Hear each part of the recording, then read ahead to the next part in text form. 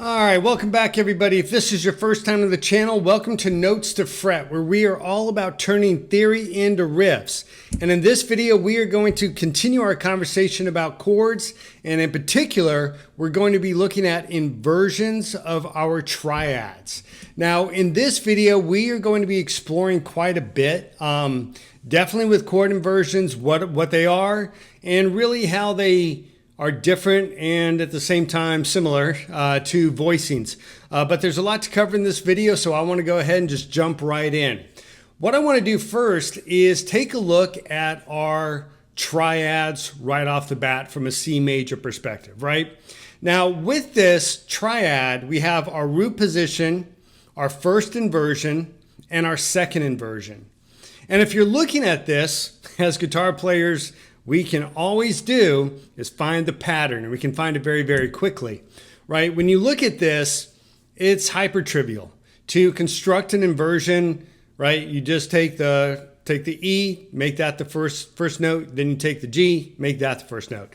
That's about it. Now, the unfortunate thing here is most guitar players will stop here when they look at inversions and just go, okay, I know how to put an inversion together. It's trivial, and they move on. And then down the road, they don't really like inversions because they don't really sound, kind of air quotes, good. They don't sound right. There's a lot of things that start to happen. And it's very unfortunate because even though they're very simple to put together, there's a lot more to them for your music. Very much like intervals where they start off simple and they can run away on you. Inversions do the exact same thing, and that's what we're going to explore in this video. First off, when we look at the root position, we have this root, this third, and the fifth, right? And if we go down the list, it kind of has certain sound qualities when you talk about the root, a third, and a fifth, right? This is our stacked thirds, right? And that's what we have in our root. And then when we look at our first inversion and our second inversion, too often guitar players kind of think along these lines, and they think that each inversion should have that same quality of sound, but the inversions, they don't. They have very distinct sounds that can sound like nothing at all, like a major chord. And so when they try to use them under this mindset, they start to just sound crazy inside their music, right? Now, even with the inversions, each of the inversions itself has a voicing, right? So if we switch, in this case, the G and the E, we switch that around, right? That's still our root position, but now we have a different voicing, right? We have the first voicing on the left and the second voicing on the right, right? And does that even mean, even in our voicing, does the third and the fifth really even make sense anymore? So that seems right off the bat like it's going to be a little bit weird, even though we still have the same root. And when we look down at our first inversion, right, well, maybe with the third, the root, the third, and the fifth, maybe if we go into the second voicing, maybe that saves us, right? And this is where guitarists kind of start to play around with inversions if they don't really take time to understand them. And they don't really work out too terribly well. And it's the same thing with the second inversion, right? It has the second voicing here on the right, right? We just switch the E and the C around, and they don't really work out well, right? You're kind of guessing with them, putting them here and there, but they don't really sound right. And what we're looking at on this view right now, there are so many things that are wrong that we are going to explore in this video to really be able to understand exactly what we're getting out of our inversions.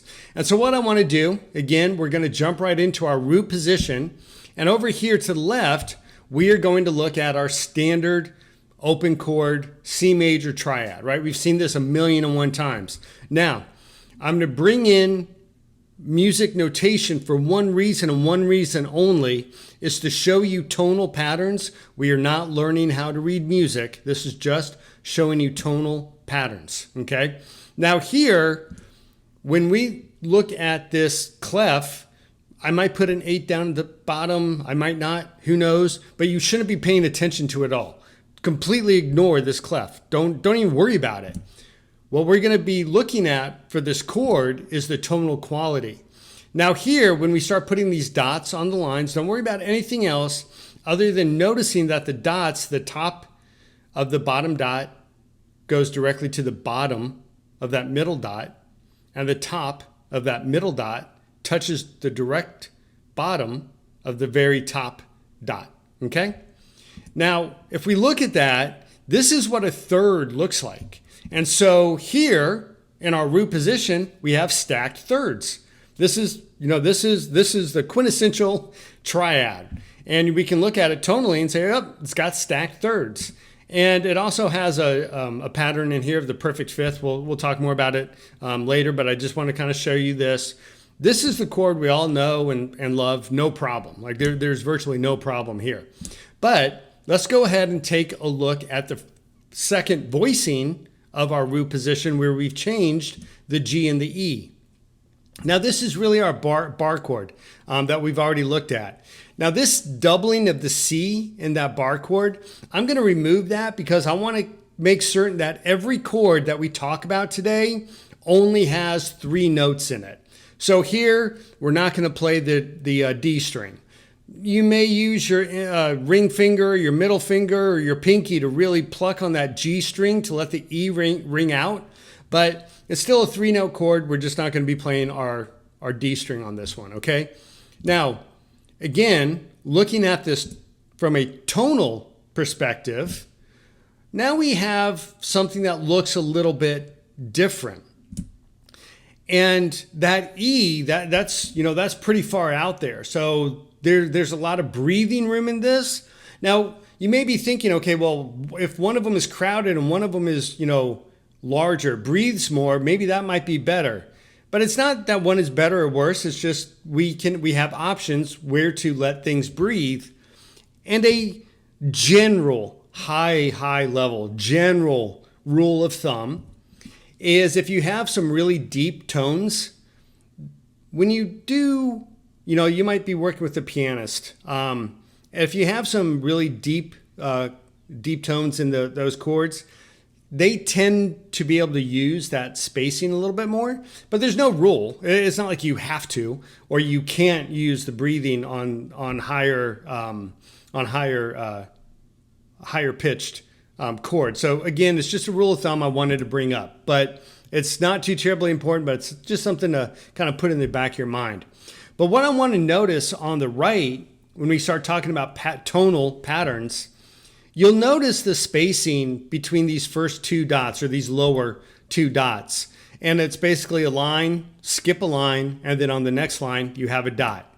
Well, this is the pattern for a fifth. Now, depending on what key you're in, right, you may have some sharps or you may have some flats. So it could be an augmented fifth, could be a diminished fifth, but all of that aside, this is the pattern that you see of a fifth. And just to point out something really quick, when you watch people read music very, very quickly, they notice these patterns, right? So you might see a C with a dot immediately on top of it, and you just know that's the third. You just immediately know that's the third, and they know what key they're in, so they either might play an E or an E flat or an E sharp.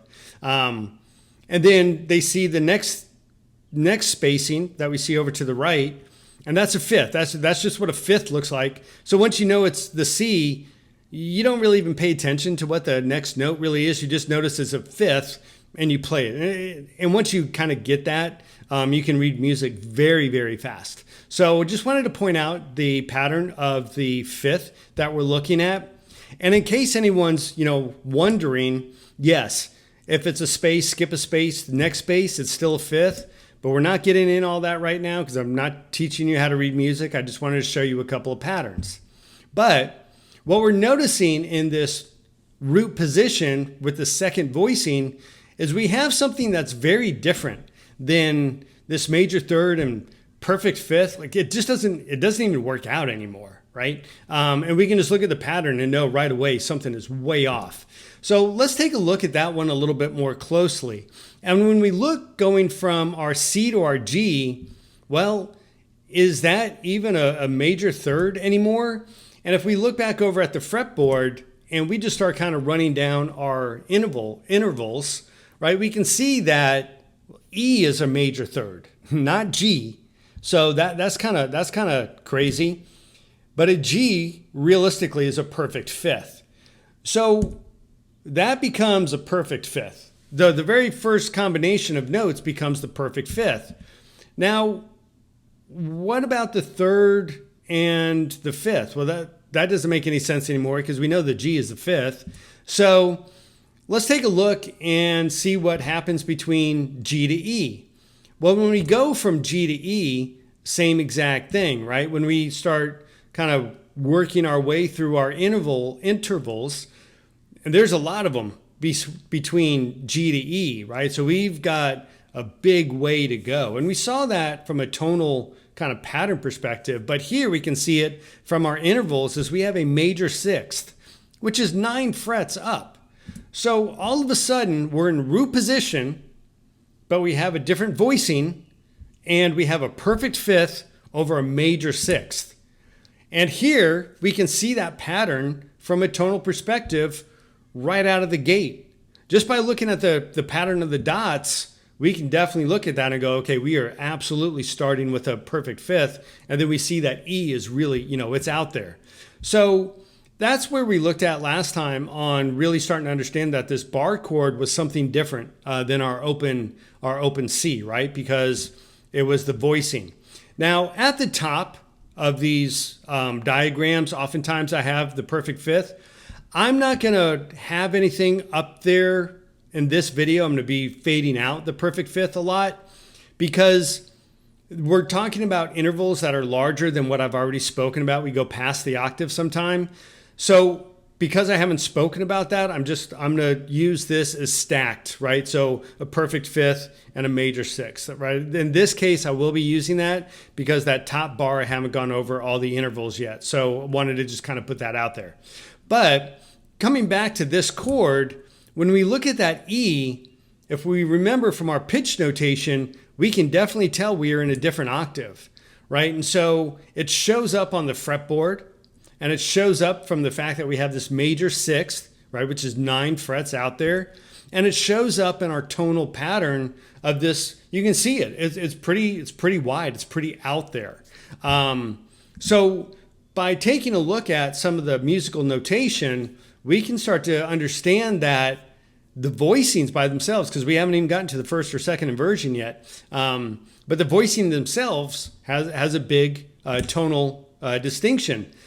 And here we're looking at a root, a fifth, and a third. It's not the root, the third, and the fifth, right? Where oftentimes when guitarists look at this from a very high level perspective, this is all they see. But when they go back and they're like, oh, a triad is just stacked thirds. It's always stacked thirds. Triads are stacked thirds. That's all that they are. And then all of a sudden, they're not, right? And we can see it here just in the root position by itself. We do have one with stacked thirds on the left, but we can see on the right that is definitely not stacked thirds, right? And so when we're looking at these two and we're comparing them, we know pretty much right off the bat that open C chord and that barred C chord that we all love, they're different, right? Now, what I want to do is just point out something really quick when I'm putting some musical notation together. I'm going to be changing some stuff up on you that I'm going to point out to ignore.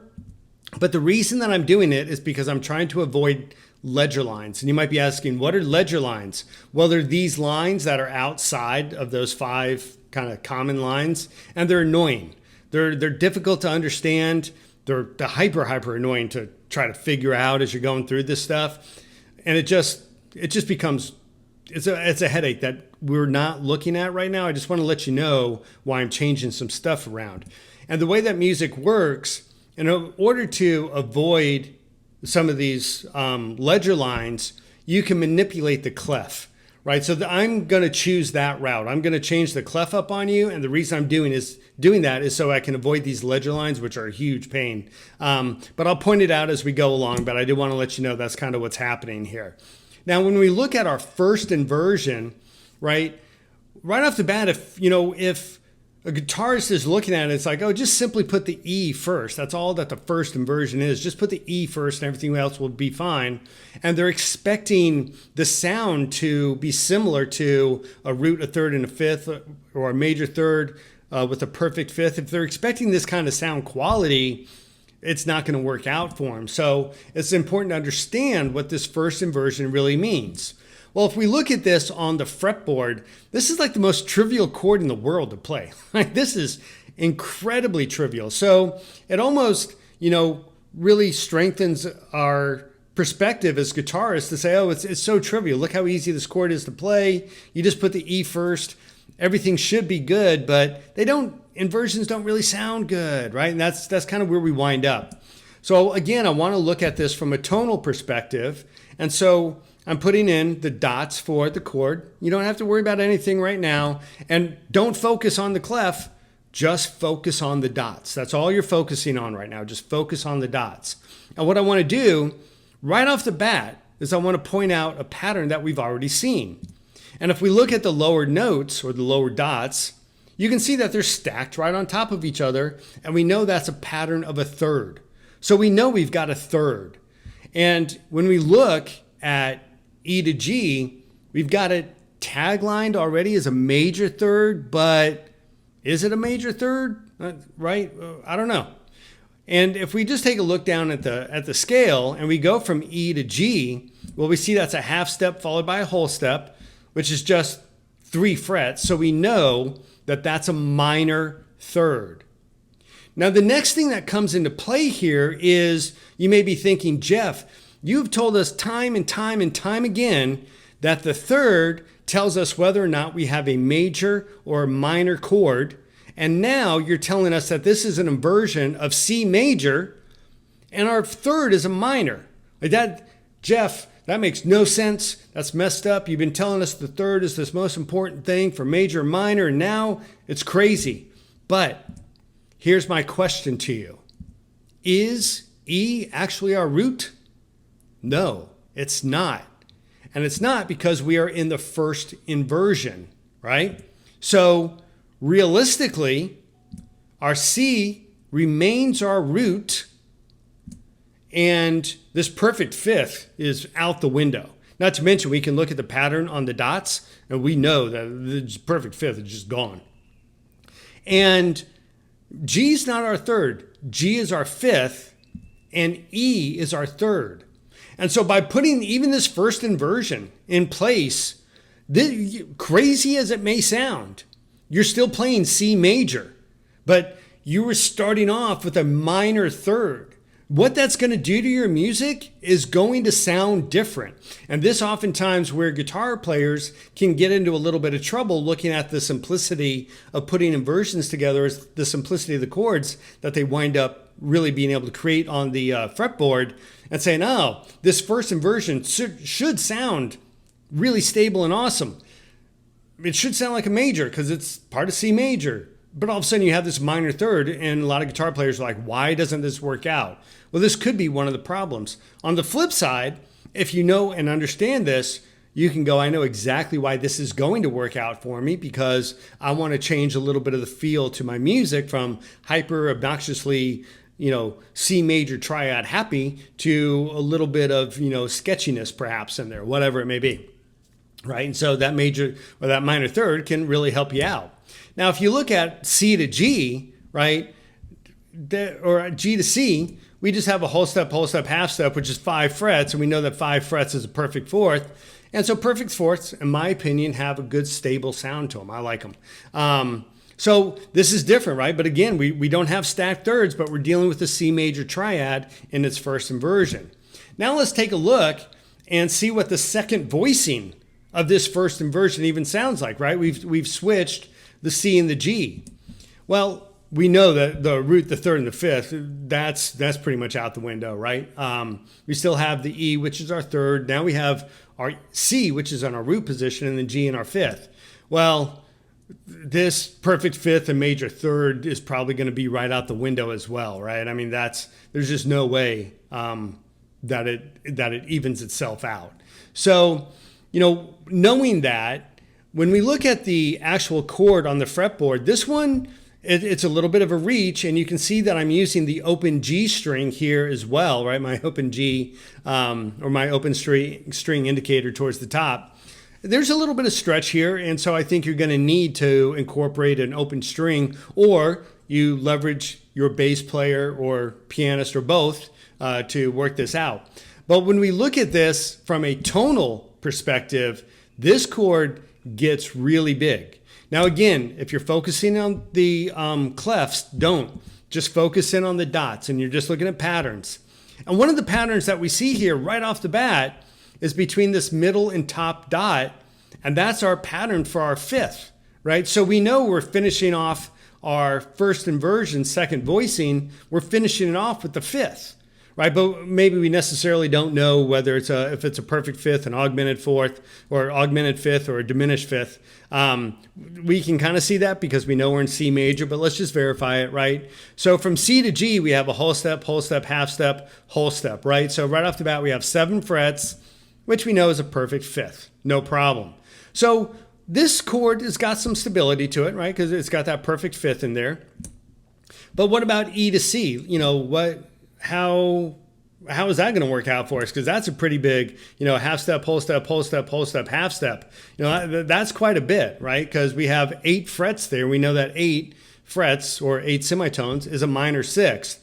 So this is a pretty big, wide, spread out chord, right? And you can look here that these inversions combined with, you know, the alterations of the voicings really start to play with the sound of your music. It's not just on paper, you know, writing down a third and a root or, you know, changing up a couple things here and there. These things become different. These sound incredibly different and dispersed, right? But they're still, crazy enough, they're still part of C major, right? So let's go ahead now and take a look at the second inversion. Now here, when we look at our first voicing of our second inversion, again, on the fretboard, incredibly trivial chord to play. And you know, this is incredibly easy. And again, it can be a mistaken thought, like, wow, this chord is so easy to play. All you do is you know, shift the G over and it should be good to go. It shouldn't do anything to your music. It should have that, you know, that root third, fifth, perfect fifth, major third sound, and everything should be good.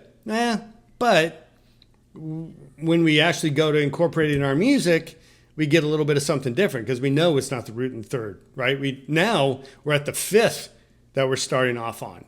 But let's take a look at that on kind of the tonal pattern. And again, do not look at this clef. Don't let that confuse you.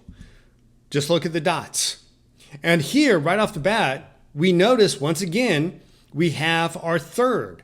Now, even though we're in C sharp, we kind of necessarily do know this, but theoretically, we might not know if that's a major or minor third, right? But the first part is definitely out the window. We know just by looking at the dots, we don't start off with the third, and the perfect fifth is out the window, right? So, but we still, from C to E, we still have that third, right? So C to E is just a whole step and a whole step, 4 frets. So we know we have a major third. Okay, cool. We're ending with a major third. But what about G to C? Well, here, right, G to C, we have a whole step, half step, which we know is 5 frets, and that gives us a perfect fourth, right, or 5 semitones, however you want to look at it. So our second inversion, interesting, but it's got that major third kind of feel in it. So, you know, you might recognize some stability with this. And this one, you know, if you do kind of transition with this, it might give you that sound that you're almost expecting, because it does have that, you know, pretty tight, it's pretty close to stacked thirds, but not quite. And when we look at the second voicing of the second inversion, well, looking at the fretboard, we can see how wide and spread out it is. We even have to skip a couple of strings. However you'd want to play this, right? It's still a very manageable chord to play. You just might have to use some finger picking, or you flatten out some of your fingers to mute some of the open strings, right? You mute out the A string and the G string, however you'd want to play it. But you can see that we're skipping strings, and we've got a little bit of spread here, but very manageable of a chord to play. But let's take a look and see what this second voicing of our second inversion actually looks like, right? And so we've got the E and the C changed. So pretty much this root third and fifth gone, right? That's just not the way it's going to be, right? So we've got that changed around. So now everything's pretty much lined up. Let's take a look at the vision of this chord from a tonal perspective, and we kind of lay out the dots. And again, don't look at the clef. Don't pay attention to it. Just ignore it. Just pay attention to the pattern of the dots. And here, we don't really see any familiar patterns, but we can definitely see that the perfect fifth and the major third are nowhere to be found. Like they're gone. They're not even close. So taking a look at this, well, let's go ahead and we'll just evaluate it because we don't really see any patterns in the dots right off the bat. So we need to go from G to E. And we can see down in the scale, that's going to be a little bit of a little bit of distance to travel. Now we're talking about whole step, half step, come over to C again, whole step to the D, whole step to the E, right? And so when we're looking at that, that is 9 frets up. And 9 frets up is a major sixth. And I mean, that's only a minor third back from an octave. That's a huge, spacing. That is going to do something to that sound, right? But again, it's still C major. As crazy as that sounds, we're still playing in the key of C major. And if you think, oh, well, I'll just do the second inversion, second voicing, and expect it to sound like I'm expecting with that solid perfect fifth, minor, major third, like that's just not going to work. But you can do something with this now that you're recognizing it. Right now you see this tonal huge breathing room, you can start to get creative. And here, once again, let's take a look and see what happens from E to C, because that's still it's another really big step, right? And so here we have a half step, whole step, whole step, whole step, half step. And right now we've got 8 frets between E to C. And if 9 frets is a major sixth, well, 8 frets is going to be a minor sixth, right? So this is a huge chord. It's definitely going to give you sound differences, but it might be something that you incorporate into your music very successfully, where you recognize that this chord has a difference between your standard C major, and so you kind of use that second inversion. But you're using it properly because you understand it, rather than saying, oh, second inversions, they just never sound very good. These inversion things, they don't really work out. But once you understand them, well, it becomes a different ballgame, right? Because the second inversion, it only starts on the fifth, but it has very distinct sounds to it. So let's take a look and kind of recap between the root, the first, and the second that we've seen so far, right? We've seen this, right? We've started off right off the bat with our root position, our standard triad. We're moving down. This is how a lot of guitarists think about it right off the bat, right? And then they move simple, trivial, right? Just move the E, move the G, easy, no problem. But now that we've looked at that, we know that the first and the second, there's a difference, right? Between where the root, the fifth, and third kind of all line up. And when we look at the second voicing of each one of these inversions, well, it's no different, right? The way that the third and the fifth and the root, they all line up, we see the difference now. Now this is the proper picture of our C major triad inversions. Right now we understand this, right? What makes it the root? Well, the root doesn't change. We just have 2 voicings where we switch the third and the fifth back and forth. On the first inversion, we have the third as the very first note, our bass note, and then we just change the fifth and the root back and forth. And same with the second inversion, we have the fifth as our bass note, in this case G, and we just change the root and the third, right? And that's what gives us our inversions and our voicings, right? So to kind of take a look here, let's take a look and just recap what they actually look like together, right? So this is the tonal variations of the root. Here, we're going to look at the tonal variations of the first. Again, do not worry about the clef. Do not worry about the clef. Just pay attention to the pattern on the dots, because no matter where I put these, right, I would have to use ledger lines, but the pattern will still be the same. So the pattern's not going to change no matter what clef I use or what ledger lines I wind up using. The pattern is what we're paying attention to here. And the same exact thing when we come down to our second inversion. And here, let's take a look at the left side alone, right? Our first voicing. At the very top in our root, we just have our perfect stacked thirds, no problem. Then when we come into our first inversion on the right side, or I'm sorry, on the left side, I'm looking at the left side. On the left side, the root, we have perfectly stacked thirds. On the left side, on our first inversion, we start with a third, and then we get some spacing. And then down towards the bottom on the left side, we start with some spacing, and then we end on the third, right? And so that's different. But notice on the left side, the first voicings of our inversions, they're not too terribly spread out. And if we look over to the right side, well, that changes. The second voicing of each one of our inversions, we can see some spacing in there, right? If we look at the very top to the right, we see that we start with a fifth, and then we get a lot of space. And then when we look at the middle of the page on our first inversion, we start with some space, but we end on that fifth. And then when we look down towards the very bottom, that to the right, on our second inversion, we just have a whole lot of space, right? So by looking at it this way, now you understand where your inversions have that different sound. Now you understand why, they sound different. And now you can start playing with them and start to understand them, because these are all C major, which is crazy. So now, as you start to play with some of these, you can, start to incorporate them into your music. And by the way, just because you use at one point you use the first inversion or second version, it doesn't mean that every C major in your song has to always be inverted, right? You can totally do the open C major later on, whenever. It doesn't even matter. You throw in the first inversion, second voicing if you want, whatever.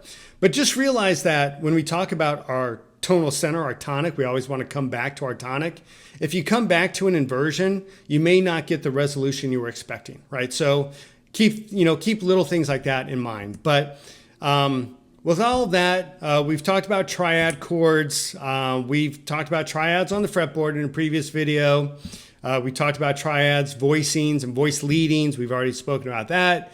In this one, we spoke about our inversions of our triads. And in the next one, I'm probably going to do melody, really soloing over triads. The problem is, as I'm putting that lesson together, I'm running into a little bit of a chicken and egg problem. So we may do chord progressions. I just don't know right now. As the lesson's kind of starting to come together, sometimes it switches on me. So this is the goal, is to put melody over triads or soloing over triads in the next one, and then following that modal chords. But again, as I run into chicken and egg problems with some of the teachings on music theory, this may or may not change up. But anyways, with all that being said, I know that this one got a little bit long. There was a lot of information in this one. So really, really appreciate you taking the time. If you have any questions about anything, leave it in the comments below so I can address it in any upcoming videos, or I'll respond to you directly. Either way. But as always, if you're getting something out of these videos, really appreciate you smashing that subscribe. It helps the channel out tremendously. And if you like this one, let me know.